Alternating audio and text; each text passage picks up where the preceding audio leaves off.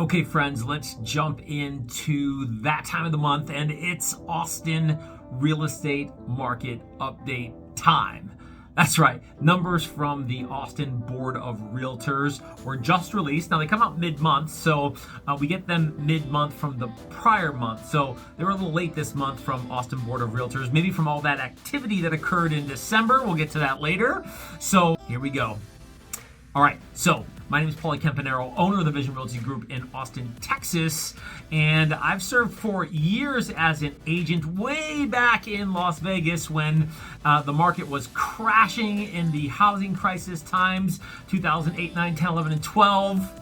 Yeah, it lasted that long in Vegas, to the last 6 years here in Austin, Texas, where I was recruited to come work with Gary Keller in one of his market centers. And man, what a blessing, because I got to understand the Austin market at a high level and hang out with some pretty cool people doing some pretty big things. We're talking billions of dollars of real estate. So today's market report is going to be around the Austin real estate market for December, the December numbers. And so those numbers just came out, and man, there's some telling signs in regards to what was happening and what is happening and maybe what is to happen. So stay tuned to the end, because I'm going to give you the stats and the numbers, but then a perspective on what to expect if you're a buyer or seller headed into the late winter months and early spring.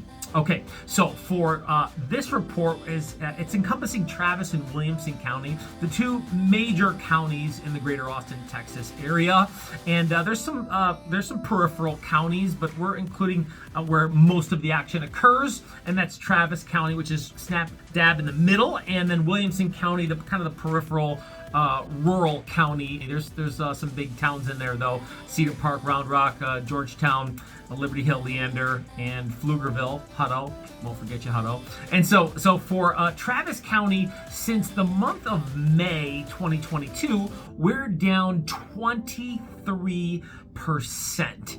That's right, 23% in a 4-month span from June, July, August, and September. We lost 18%, just huge chunks of value coming off of Austin real estate market home values.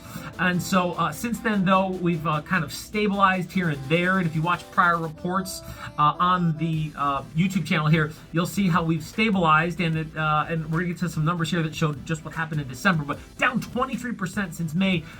That's just huge chunks of depreciation. Basically all of what occurred in the first quarter, which was 20 some odd percent of appreciation, all gone. Moving into some of the appreciation we gained in the last quarter of 2021. So the median sales price for the month of December in Travis County was $520,000. That's down from $529,000 in the month of November. So we lost approximately 1%, just a hair over. So 1% depreciation in a month in your standard normal years of real estate appreciation, let's say 4 to 6%. 4% is pretty conservative as far as what stable, normal, not rocketing value years has been in real estate. So 1% depreciation would be a pretty bad sign. But in this market, everything's relative. Losing 1% is a relief compared to those months where we lost 7%, 4%, 3%. And so just to receive 1% depreciation, just to give you some context, the prior month, we actually lost 4% from October to November. Values were down 4%. So to be just down 1% is a blessing. And so just having that 1% down is beginning to show some stabilization of the market. And we know that because November numbers for the number of homes sold was right around 2,000, and this is overall for the multiple listing service in the greater Austin area. And for December it was 2,200. So there was actually an uptick in activity. Interest rates dropped down a bit, and so people were able to get interest rates even below 6%, which at, right now, as of today's date, January 24th, we're just saw interest rates nudge back again. And so I think people are feeling some excitement actually to be able to get an interest rate that low compared to where it was over 7% and high fears of interest rates moving towards 8 and even 9%, which didn't happen. But man, to see it at that rate right now, there's definitely a lot of relief in regards to buyers feeling like, okay, this might be a little better for me in regards to taking advantage of the market, and obviously that was reflected in an uptick in activity. And so for new listings to the market in Travis County, that was down to approximately 200 new listings from the prior month. That's 3 months in a row of new listings down, down, down. Okay, so less excitement from the seller's side in regards to all this depreciation and coming to market, maybe selling their home when they have a great interest rate. Where are they going to go and what are they going to do? Sound familiar? A year ago they were saying where are they going to go and what are they going to do with the prices so high. And so we see less people willing to come to market, and that's a huge reflective in actual active listings on the market, not brand new, but active listings on the market, minus 800 from the prior month in November. Again, 3 months in a row.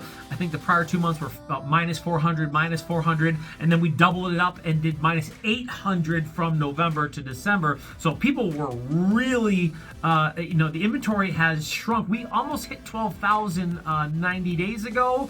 Within the last 30 days, we're back down to, we're ready to break 9,000 and go sub 9,000 homes active on the market since for a while now. So the market ballooned up a little bit and then just deflated right back down, and we're seeing these new numbers as numbers that are in context to that happening. Okay, so pending sales are about even for Travis County.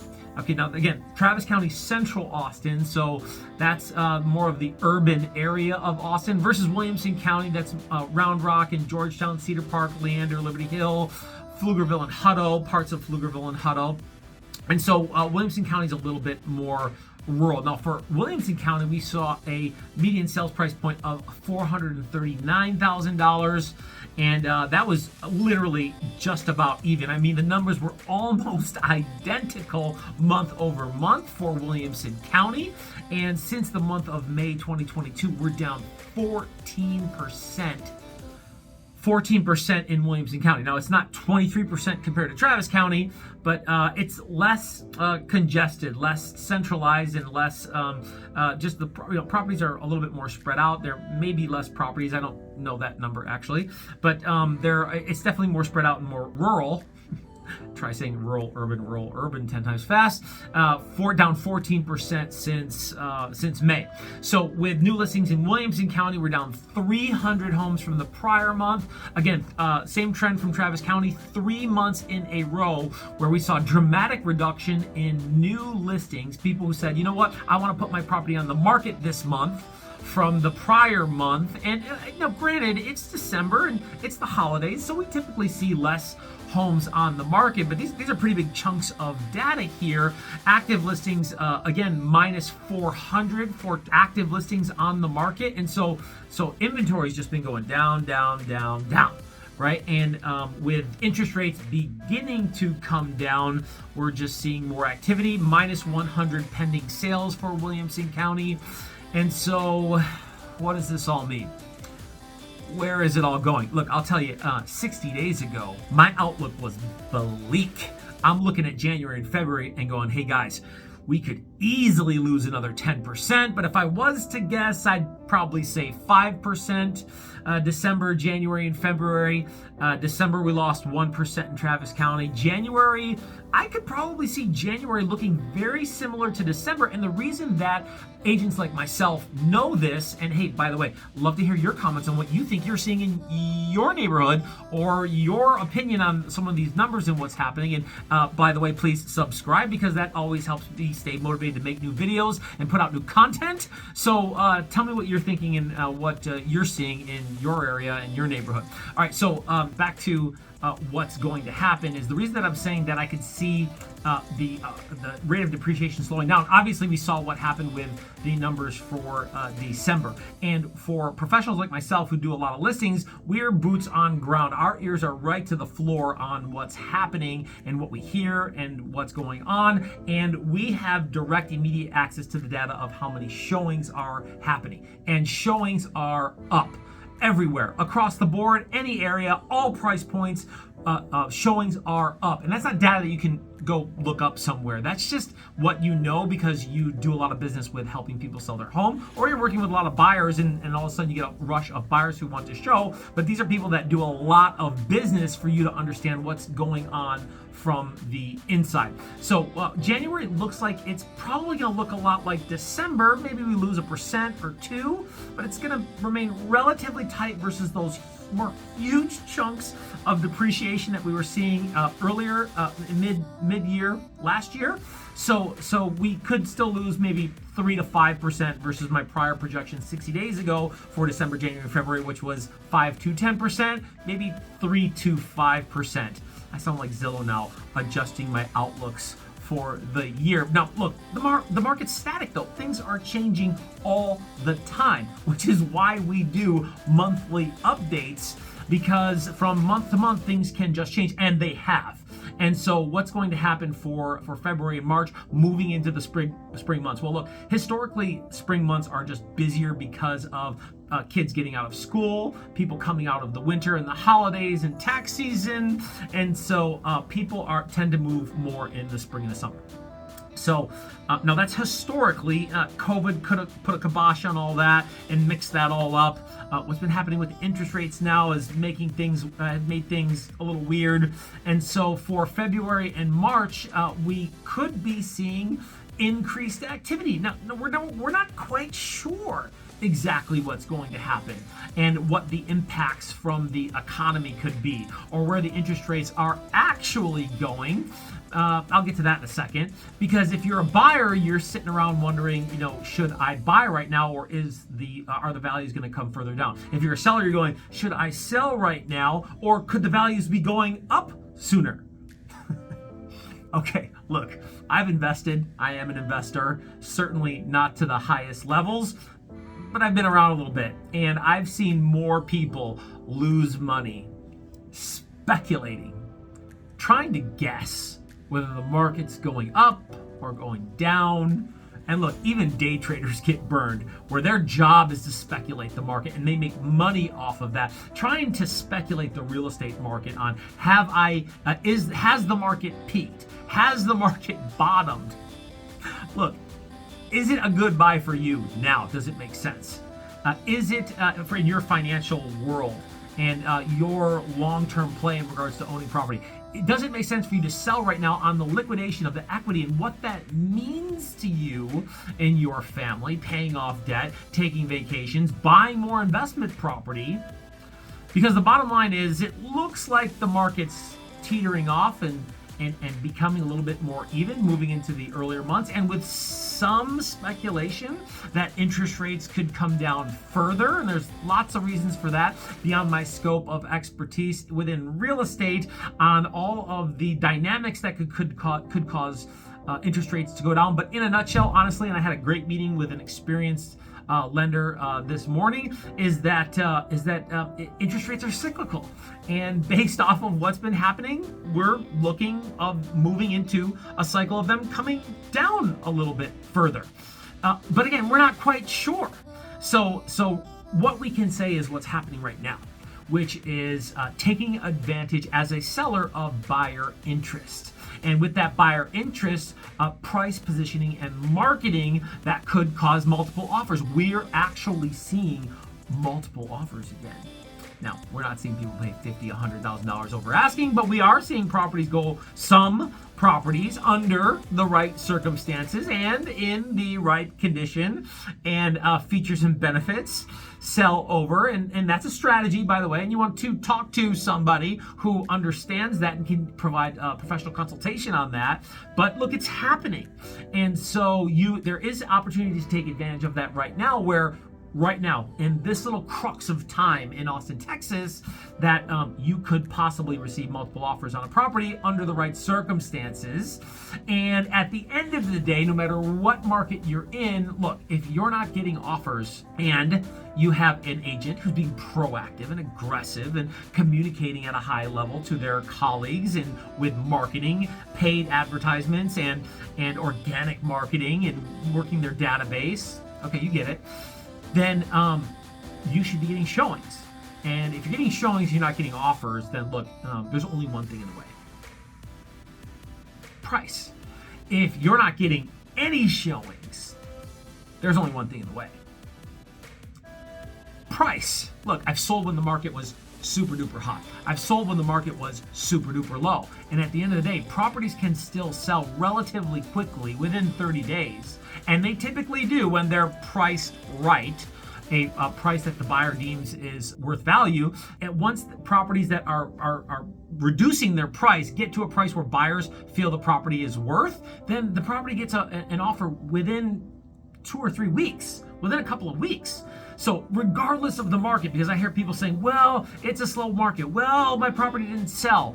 Well, you weren't priced at a price that caused the property to sell. Now, it could be the agent or the marketing or maybe even the condition, but at the end of the day, price is an equalizer over all of those things. So your property still can sell. Now, is it a price point that you're comfortable with is another condition, and are you motivated to move and have purpose for what that equity does for you and how it liberates you and how it creates a new opportunity or a new lifestyle for you?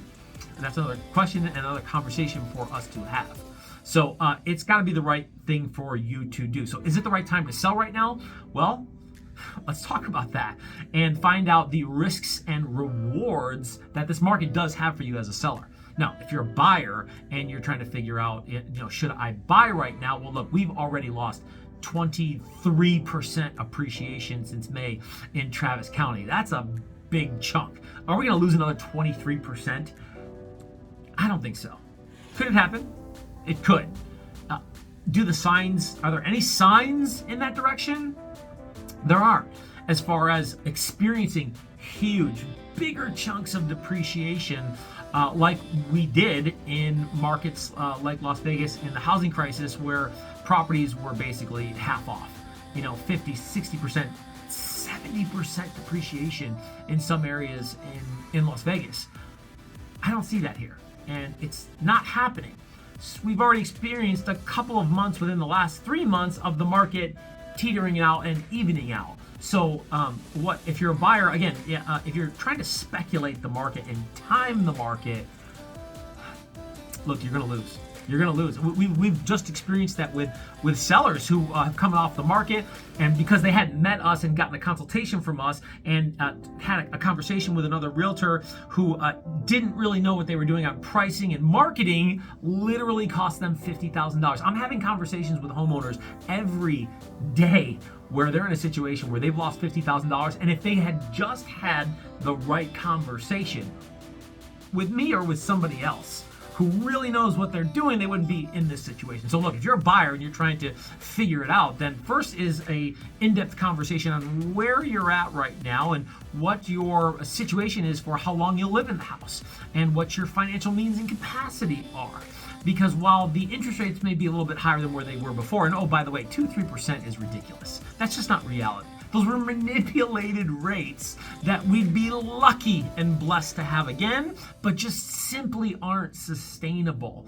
I mean, for anyone who's been around in owning real estate or around real estate for more than 10 years, 15 years, knows that 5 or 6% is pretty good. 4 or 5% is fantastic. 2-3% was fantasy land. That was la la land. So for us to have right now, we're dipping below 6%. There was a study done that one of my colleagues had saw where there was a poll on where they'd be comfortable with purchasing at interest rates, and it was right around high 4s, 5%. We're almost there, by the way. And so there's some expectations that it could be lower. Now, if you're a buyer, like, well, maybe I'll wait for them to go down. Well, remember last time interest rates went so low? People were making offers 50, 70, 100, I sold a property $325,000 over the asking price in the height of the market last year. So if the interest rates are going to go down, people are going to get excited again. That we've seen right here on this video how people were waiting to, people were waiting to sell. People were not putting their property on the market. And what do you think that means for the buyers that were there? Because our demand right now is 2.5 months supply.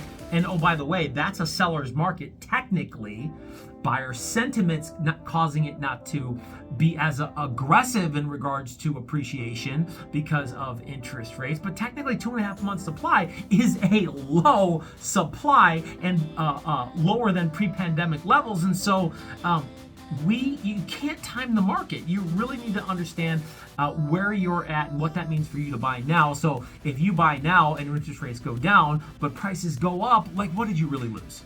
Really? So hey, this was a little bit longer than what we normally do for market report conversation, and we need to talk about it because 30 to 60 days ago, man, watch the videos. I was a little leery on what could happen, and yet my lower level expectations and assessments in regards to what we could lose for value I'm still in the ballpark on that. Now, the difference and the changing factor is where are we going with interest rates and what's going to happen with buyer sentiment? How much lower will the inventory get? How much lower will it get? How much more lower will the interest rate get? Because by the way, if we lose a little bit more value and interest rates come back down to 5%, bet on multiple offers increasing significantly, because I already told you we were experiencing some multiple offers, and that the mortgage new mortgage applications for the first couple months of the year were through the roof. So buyers are like ready to go. They're on the sidelines, and if the stars align within the next couple of months, we could see the market pop back into motion. It could happen. All right, so look, whether you're a buyer, whether you're a seller, let's have a conversation.